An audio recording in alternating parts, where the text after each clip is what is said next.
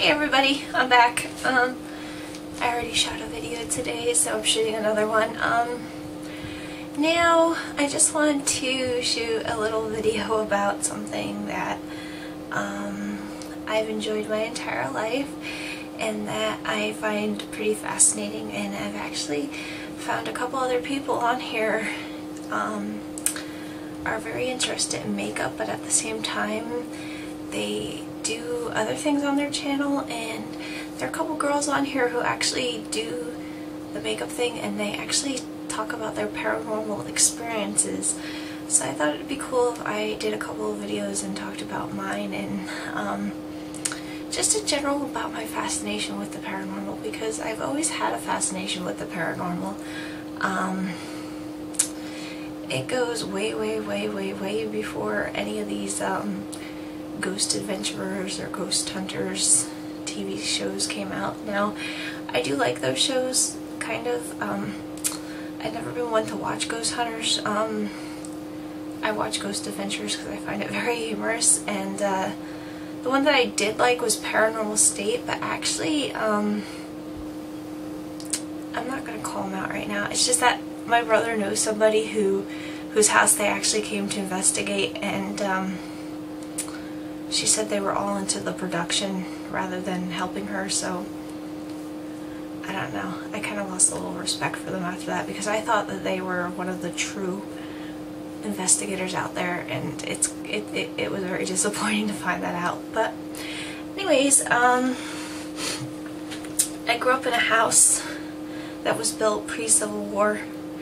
So when you grow up in a house with that much history to it, generally people have paranormal encounters, and I'm fascinated with all areas of the paranormal. I don't just like the ghost factors in it, but I do enjoy the most the ghost part of it. I'm very interested in becoming, now here's the part where everybody's going to be like, whoa, what a quack. I actually have, in the last couple of weeks, touched on my spiritualism, and I'm working on becoming a medium, kind of. I want to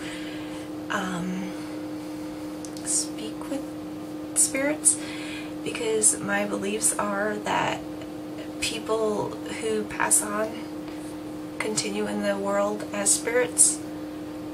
If that makes sense to anybody, we just go on to a spirit realm, and there are people in this world who can communicate and speak with the dead, and I believe that I may be one of them, only because that ever since I was a little girl I have had many experiences with the so-called ghost spirits, paranormal dead, whatever you want to call them. I have so many things that I can say about this, so many stories. I guess I'll just start off by telling one. Actually, my husband wants to be here for one that I can tell you was my scariest, so that'll be another video.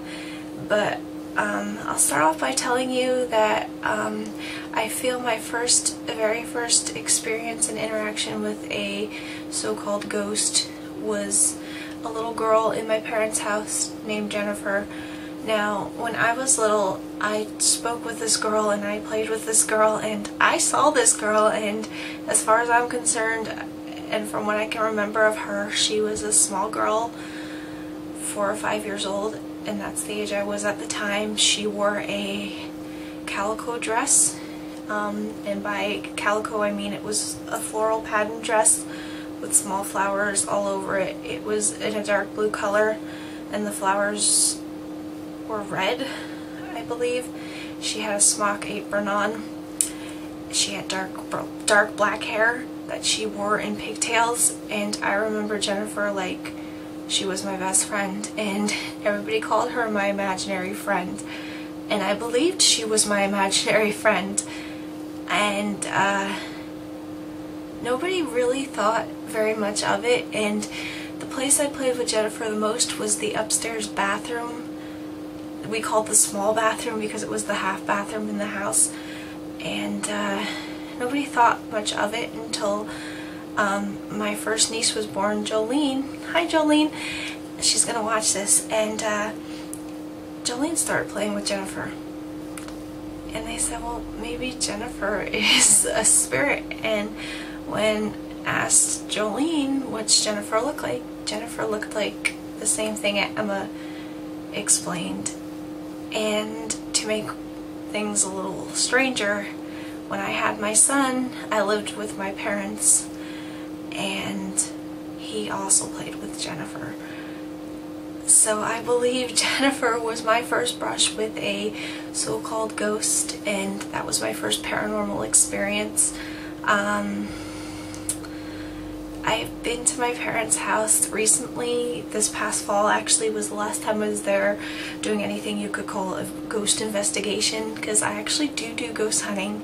I almost said my father. My husband got me ghost hunting equipment, you can call it, for my 29th birthday, and here or there when I feel up to it, as you know I have the back injury, I get my nieces together and we go out and we do it, because they all say they like to do it, but most of them just like to follow me around and scream, and it gets annoying. But this fall we actually had a friend of the family come up that we haven't seen for a long time. We had a little reunion with him, and I bought the ghost hunting equipment up with me to my parents' house, and I took all the girls on the back deck and I said, let's try to get some EVP with the voice recorder. And before I even started asking any questions, we were all gathering and I was trying to get everybody calm, and I explained to them, you gotta calm down, you gotta be quiet, I'm gonna ask questions, please be respectful of whatever spirit's here, because, you know, we're trying to help whoever's here. This is what I believe. And on playback, the first thing I heard as soon as I turned the recorder on, before I even regrouped the girls, is a small child's voice counting. Now, no small child was around. My son's not a small child anymore, he's 9 years old, and there was no small children there that day. So we played it over and over again, trying to hear what exactly the small child was saying, and to this day it varies on what people think they're saying. He's saying, he, she, whatever it was saying. I still say they're saying 1, 2. As we were listening to it, when it got to the point where the child was saying 3, about the 5th time I listened to it, I could clearly say a woman very mournfully say, help me. And it was just that voice as I just said it. I have that EVP.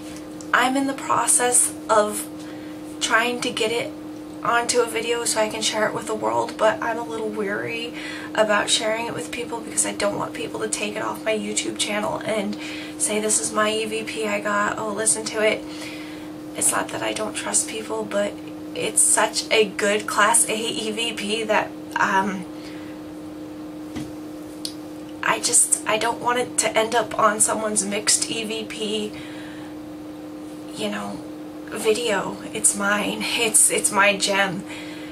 But yeah, I have really strong evidence that life doesn't end when you die, and I'm in the process of getting that onto a video so I can share it with everybody. But that was the best EVP that I ever got. I do have another Class A EVP that we got in my niece's one barn. She actually lives on a horse ranch, and I'll save that one for another day to tell you about, and hopefully I can get some sort of thing drawn up where I can assure that if anybody takes that and tries to use it, it's mine, you know? I know it sounds paranoid, but anybody who loves the paranormal community like me understands that when you get a Class A EVP, you do not want people to take it. So anybody who's watching this that likes the paranormal knows what I'm talking about there.